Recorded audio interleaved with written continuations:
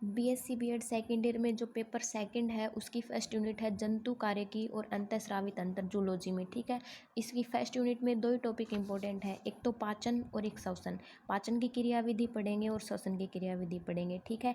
तो पहले हम पढ़ लेते हैं पाचन की क्रियाविधि। पाचन की जो क्रियाविधि होती है वो 5 चरणों में पूरी होती है। अंतःग्रहण, पाचन, अवशोषण, स्वांगीकरण और बहिक्षेपण, ठीक है। अंतःग्रहण में क्या होता है, मनुष्य के द्वारा भोजन को अपने शरीर या मुख में ग्रहण करना, वो क्रियाविधि क्या कहलाती है, अंतःग्रहण कहलाती है। पाचन, पाचन मुख गुहा में कौन कौन से एंजाइमों के द्वारा भोजन का पाचन होता है, आमाशय में कौन से एंजाइम मिलते हैं, छोटी आंत में कौन से एंजाइम मिलते हैं। बड़ी आंत में भोजन का पाचन नहीं होता है, ठीक है, क्योंकि उसमें कोई पाचक एंजाइम नहीं पाया जाता है। तीसरा, अवशोषण।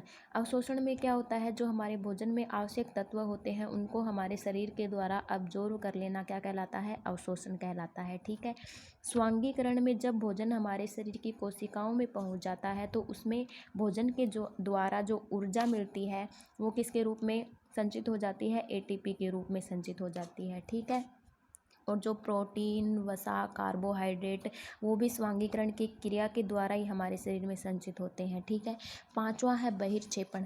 बहिर्क्षेपण मतलब अवशोषण और स्वांगीकरण के बाद जो हमारा भोजन जो अपशिष्ट बच जाता है, जो अपशिष्ट पदार्थ बच जाता है उसको मलाशय के द्वारा शरीर से बाहर निकाल देना क्या कहलाता है, बहिर्क्षेपण कहलाता है, ठीक है।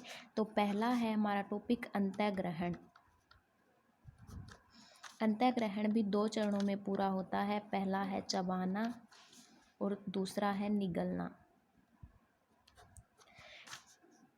तो भोजन को मुख से ही तो अंतःग्रहण होगा, ठीक है। तो मुख में क्या पाए जाते हैं, 4 प्रकार के दांत पाए जाते हैं, कृंतक, रदनक, अग्र चौवर्णक और चौवर्णक, ठीक है। कृंतक के द्वारा तो भोजन को काटा जाता है, ठीक है। अग्र चौवर्णक और चौवर्णक के द्वारा भोजन को चबाया जाता है, ठीक है। अब काटने और चबाने के बाद हमारे मुख में क्या पाई जाती है, लार ग्रंथि। वो क्या करती है, लार स्रावित करती है। लार प्लस भोजन, इसको क्या बोलते हैं, बोलस बोलते हैं। लार और भोजन के मिलने से क्या बन जाता है, एक अर्ध ठोस गोला बन जाता है।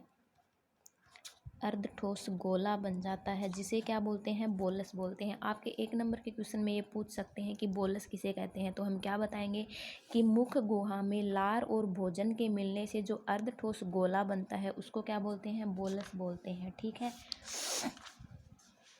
दूसरा है पाचन, ठीक है। पाचन के भी 3 चरण होते हैं, पहला मुख गुहा में पाचन, दूसरा हो गया आमाशय में पाचन, तीसरा है आंतर में पाचन। आंतर में पाचन, ठीक है। जैसे मुख गुहा में पाचन में क्या पढ़ेंगे कि मुख गुहा में मतलब कौन सा एंजाइम आके मिलता है और कैसे भोजन का पाचन होता है। जैसे आमाशय में जठर रस मिलके भोजन को पाचन करता है, ठीक है। और आंतर में कैसे पाचन होता है। बायोलॉजी में क्या होता है कि मतलब डायग्राम की ज़्यादा मतलब वो होती है कि उसको देख के अगला नंबर देता है। तो इसमें वैसे तो हम उसका डायग्राम बना नहीं सकते कि आहार नाल में पाचन हो गया उसका अलग बना दिया, आमाशय में पाचन। अब हम अंदर थोड़ी घुस के देख सकते हैं कि कैसे पाचन होता है। तो इसमें हम जो ये डायग्राम है ये सिर्फ पाचन तंत्र का है, इसको हम बना सकते हैं। इसमें जैसे मुख गुहा में भोजन को इंटर करवा दिया तो इसके नीचे लिख देंगे कि इसमें पाचन होता है। ग्रशिका, गर्शनी, इसमें कोई पाचन नहीं होता है, इसमें भी कोई पाचन नहीं होता है। आमाशय में पाचन हो गया, छोटी आंत में पाचन हो गया, बड़ी आंत में पाचन हो गया, ठीक है। तो ये डायग्राम बना सकते हैं हम। ये डायग्राम बना के मैं डाल दूँगी, ठीक है, फ़ोटो इसकी, और आप देख के बना लेना। अब देखो आपके जैसे ये बोलस हो गया, तो मुख गुहा में जो भोजन के साथ लार मिली हुई होती है उसको बोलस कहते हैं। तो इसमें 3 होते हैं, पाचन में 3 मोस्ट हेडिंग है, बोलस, काइम और काइल, ठीक है। मुख गुहा में जो लार के साथ मिला हुआ भोजन क्या कहलाया, बोलस कहलाया, ठीक है। आमाशय में जो एंजाइम मिश्रित होने के बाद जो लेई के समान जो भोजन बनता है वो क्या कहलाएगा, काइम कहलाएगा। ठीक है। और छोटी आंत में जो एंजाइमी क्रिया विधि के बाद जो भोजन लसलसा पदार्थ बन जाता है उसको क्या कहेंगे, काइल कहेंगे। तो एक एक नंबर के क्वेश्चन में आपसे पूछ सकते हैं बोलस क्या होता है, काइम क्या होता है, काइल क्या होता है। ठीक है।